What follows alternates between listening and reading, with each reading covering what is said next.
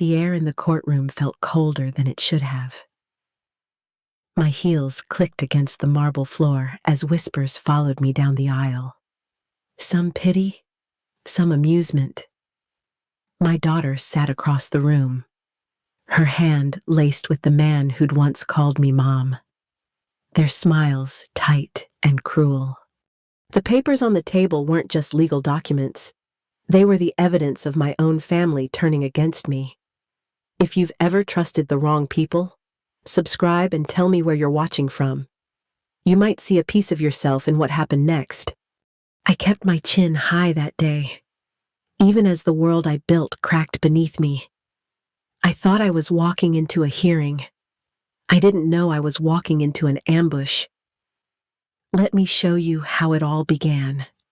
I still remember the sound of my shoes against that cold marble floor. Sharp, deliberate, too loud for how small I felt that morning. The air in the courtroom was heavy, still. Every step I took seemed to echo my shame. My hands trembled, though I kept them clasped tightly in front of me, as if that would hold me together. My daughter, Laura, sat on the other side of the room beside her husband, Brian.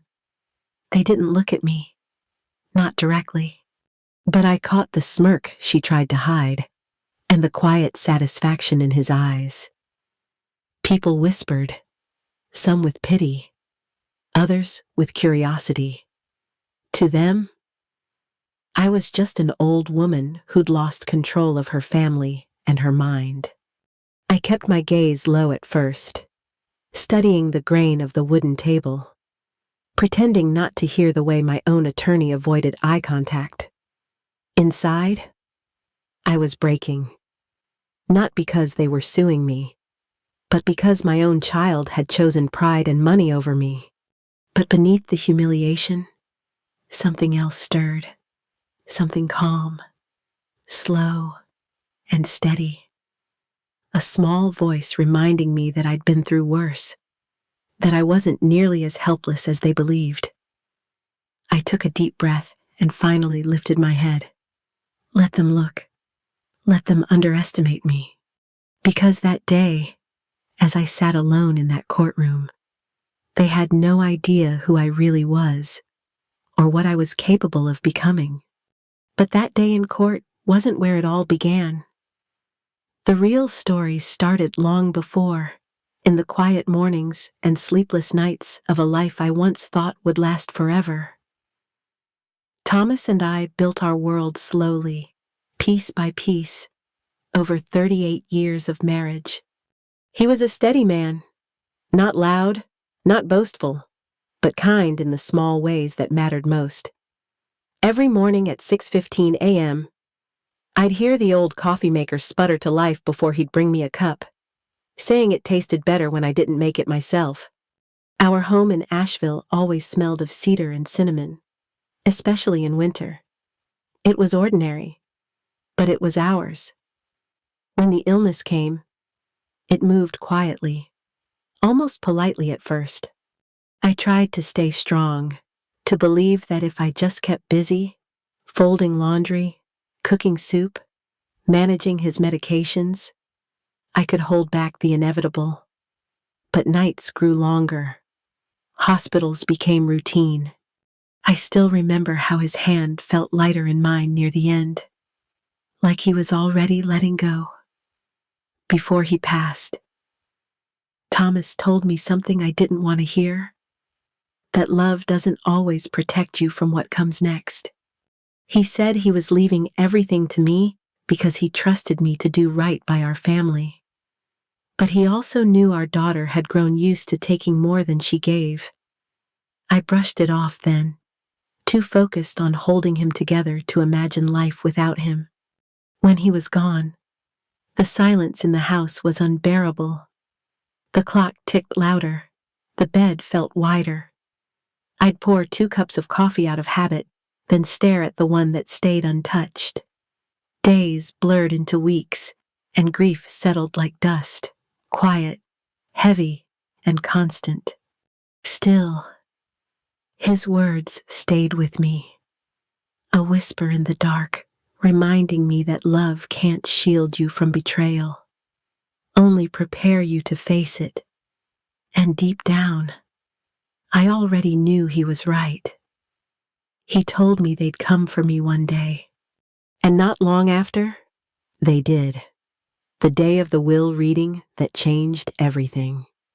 The day they read Thomas's will still feels like a blur, like a dream where you already know the ending, but hope you're wrong. I remember the smell of polished oak and old paper in the lawyer's office, the kind of place where the walls seem to listen. Everything was too quiet. Even the ticking clock felt intrusive. Laura sat beside her husband, Brian, holding his hand like a child afraid of the dark. She looked so much like Thomas that it hurt to meet her eyes. I thought she was there to grieve with me, to find comfort in what her father left behind, the memories, the love, the home that had held us for decades. The lawyer spoke in that steady, neutral tone they all use, reading words that were meant to bring closure. But when he announced that Thomas left everything, the house, the investments, the trust, to me, the room shifted. It wasn't the kind of silence that comes from respect. It was sharper, heavier. Laura's face changed first. Her expression froze, then hardened. Brian's grip on her hand tightened. His jaw clenched. I could feel the air turning cold, like a door had quietly shut between us. Their sympathy evaporated. Whatever grief they'd brought into that room transformed into something else entirely. Resentment, maybe disbelief. I didn't feel victorious. I felt small. I knew what Thomas had done came from love, from trust. He wanted to protect me, not punish them. But watching my daughter's eyes, I realized she didn't see that. To her, I was standing between her and what she thought she deserved. In that moment, I understood the truth Thomas had warned me about, that love can't be measured in inheritance, and that grief has a way of showing what people truly value. I left that office without saying a word, clutching the envelope they gave me like it was both a gift and a curse. Outside, the city was loud, but I couldn't hear any of it. All I could think was that I hadn't just lost my husband that year. I'd lost my daughter too, and deep down, I already knew it wasn't over. The real fight hadn't even begun. It was an ordinary morning, the kind that starts with the faint hum of the coffee maker and the smell of toast I never end up eating. The sun was soft that day, streaming through the curtains just right. For a moment, it almost felt like life had found its balance again. Then came the knock. Just two sharp raps on the front door, polite but cold.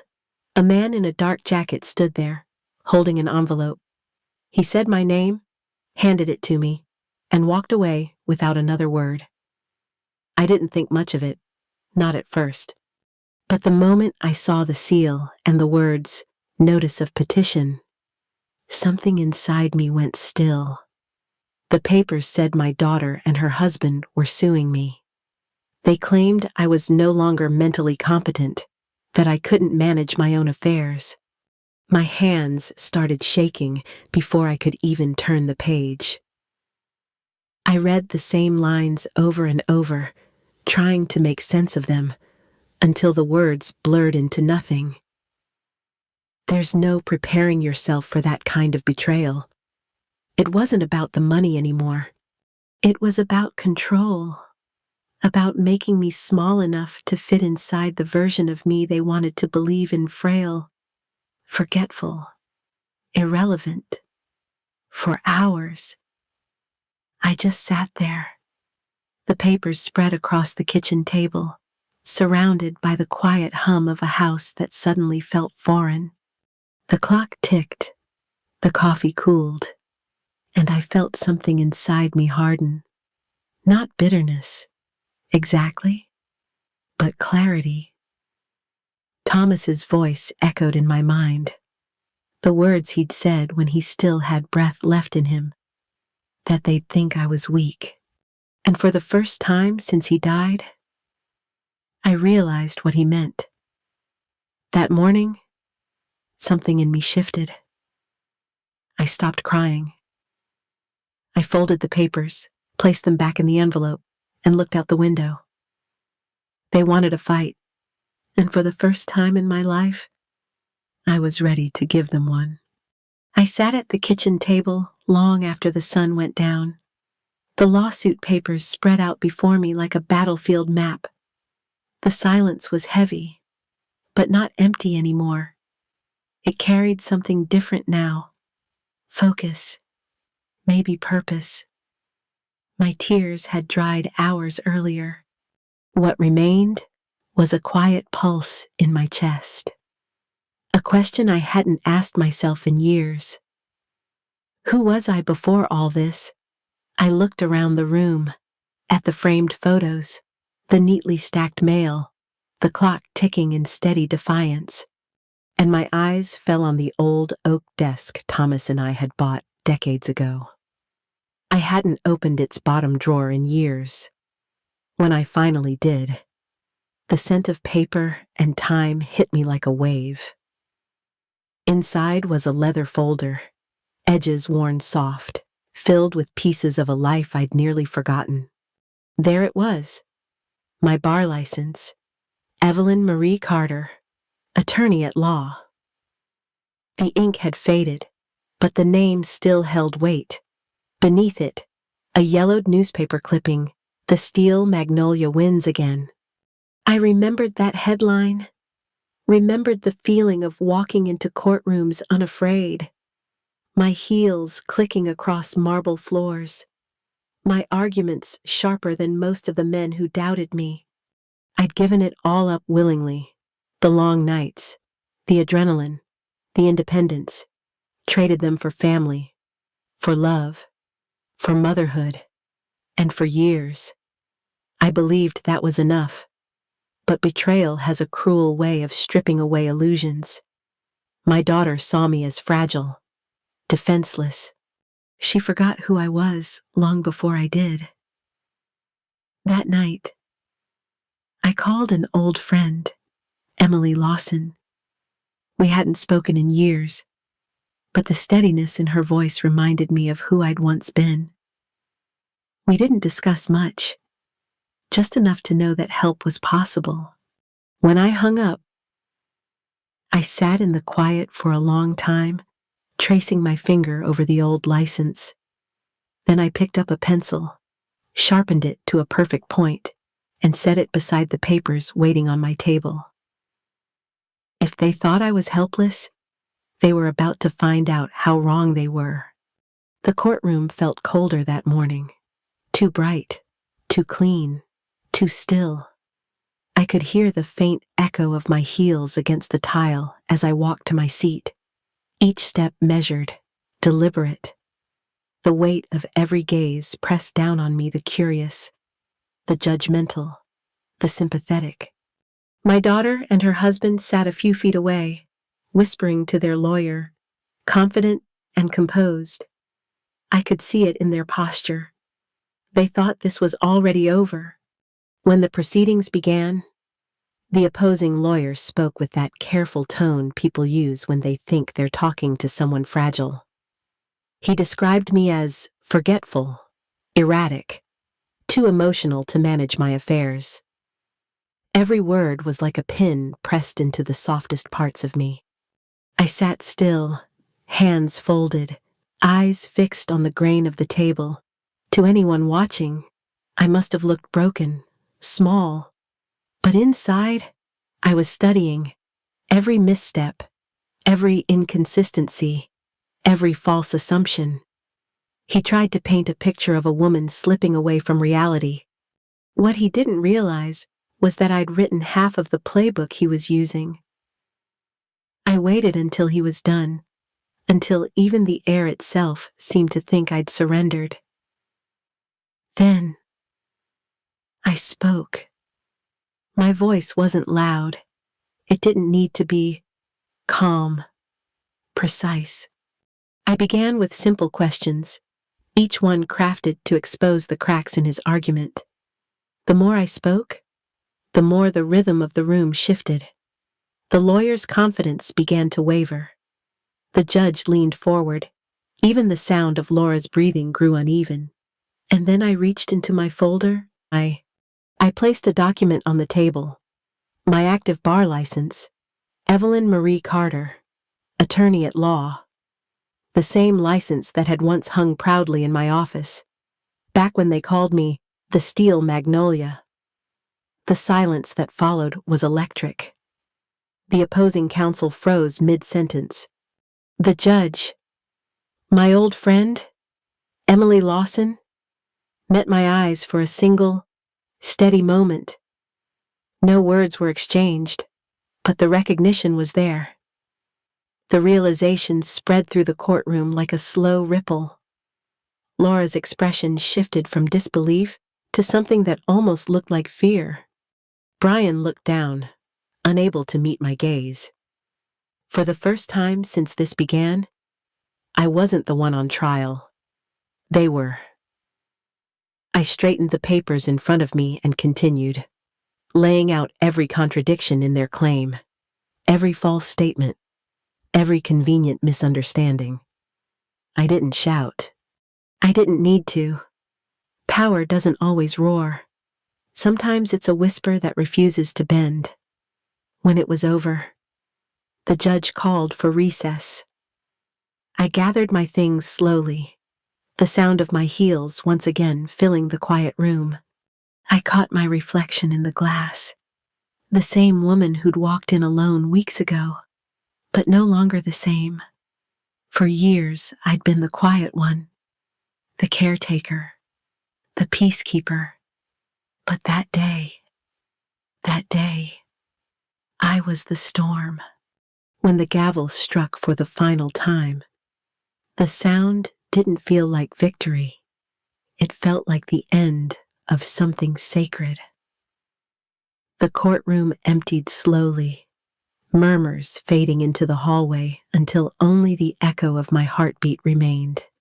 My hands trembled as I gathered my papers, but it wasn't from fear or adrenaline anymore.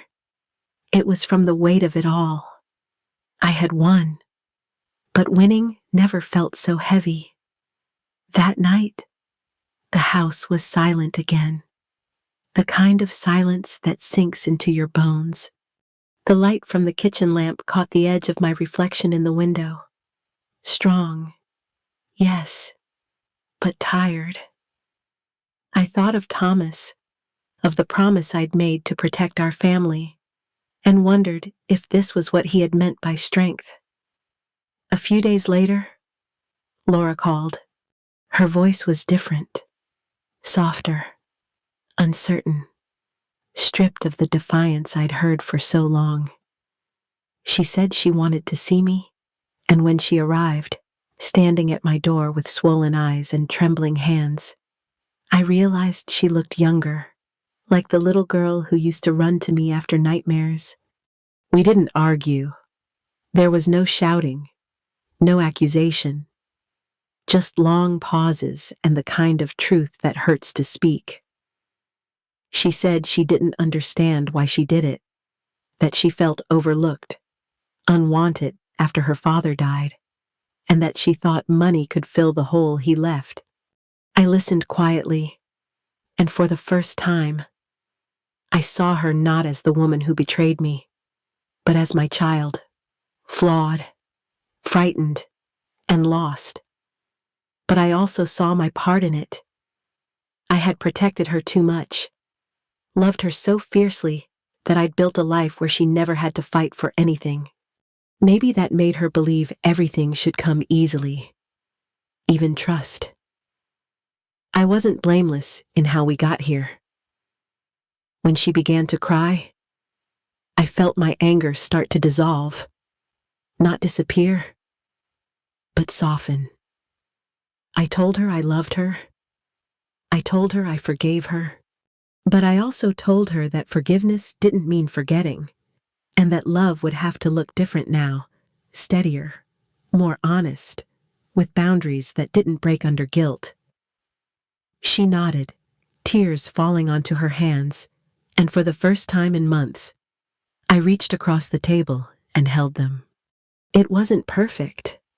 It wasn't enough to erase what had been done, but it was a beginning. That night, when she left, the house didn't feel so empty anymore. Maybe healing doesn't come with grand gestures or sweeping apologies. Maybe it starts quietly, in the space between understanding and hope.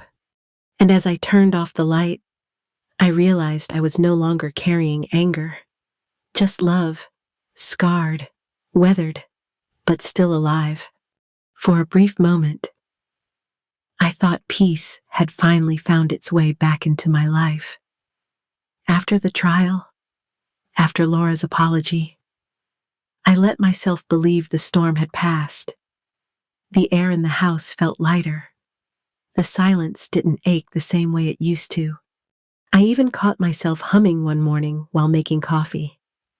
A small, fragile sign of healing. But peace has a cruel sense of timing. It never comes to stay. It comes to test what you've learned.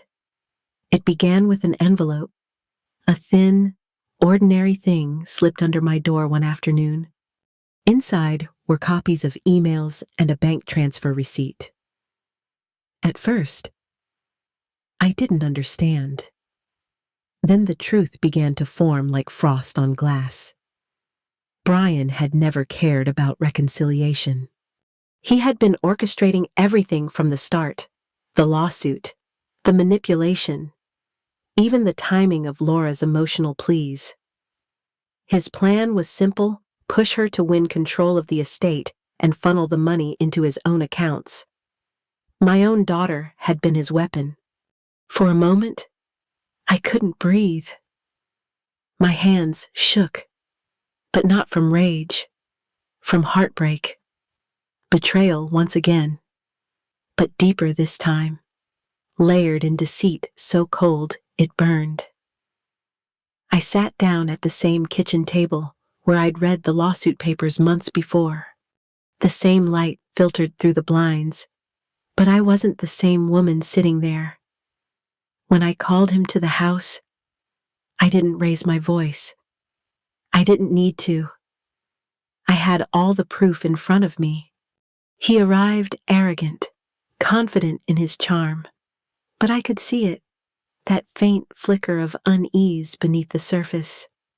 I began slowly, deliberately, laying out every detail: the emails, the transfers, the forged signature. Each piece stripped another layer of his facade until there was nothing left but silence. He tried to twist it again, tried to turn blame, to smooth the edges with false sincerity. But I had learned. I reminded him, calmly, that while the case had been dismissed, his actions left a trail of fraud and coercion that could reopen it, this time with him as the defendant. I had already filed to protect my estate under a living trust, sealing every cent beyond his reach. Laura stood in the doorway, pale and speechless.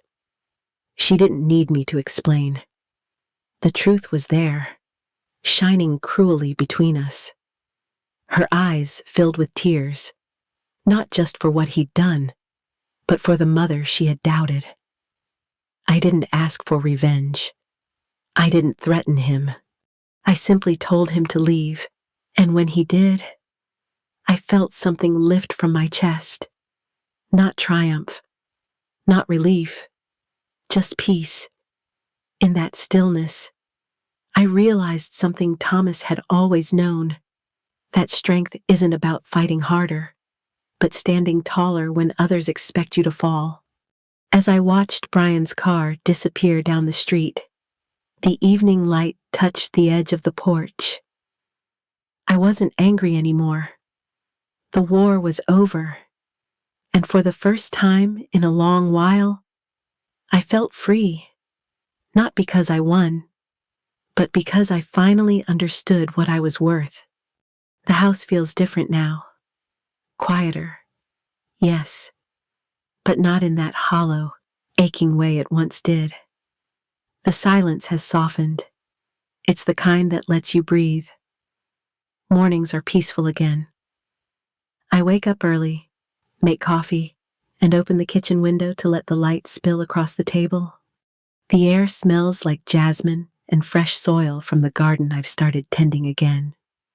For the first time in a long time, the quiet feels like mine. I've learned that peace doesn't come after the storm. It comes when you stop fighting the wind. I spent so many years believing strength meant holding everyone together, forgiving endlessly, never letting the cracks show.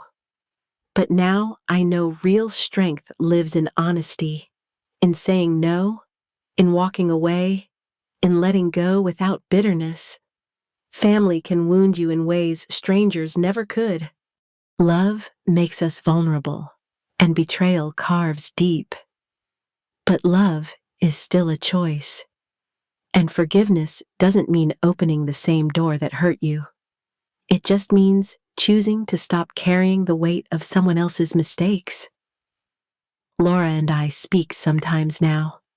It's not what it used to be, but there's kindness in our conversations. Small, cautious steps towards something new. I think that's enough for now. I've also found new ways to fill the spaces that once felt empty. I started teaching again. Guest lectures at the local university, mostly about ethics and justice. Funny how life circles back, asking you to teach what nearly broke you. Sometimes I look out the window and think about Thomas, about everything we built and lost and found again. I hope he'd be proud, not because I won, but because I found myself in the ruins. If there's one thing I'd want you to take from my story, it's this strength isn't loud. It doesn't always roar or demand to be seen. Sometimes, it's just the quiet decision to keep living with grace after the world has tried to take it from you. Maybe you've had to do that too. Walk away from someone you love. Rebuild from something that shattered you. If you have, I hope you know you're not alone. Tell me in the comments, have you ever had to find strength in letting go? I read every word, and I'm listening.